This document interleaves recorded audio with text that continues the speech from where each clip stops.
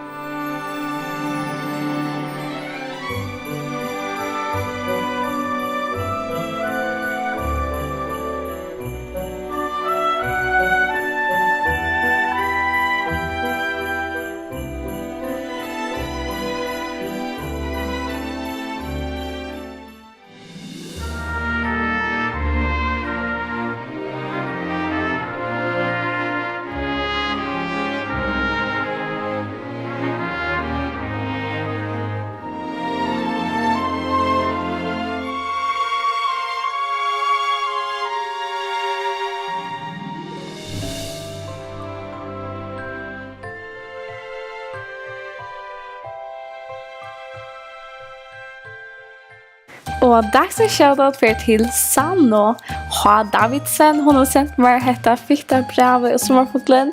Och han har börjat på Instagram så får vi gärna på här. Så ett stort shoutout till Sanno I det.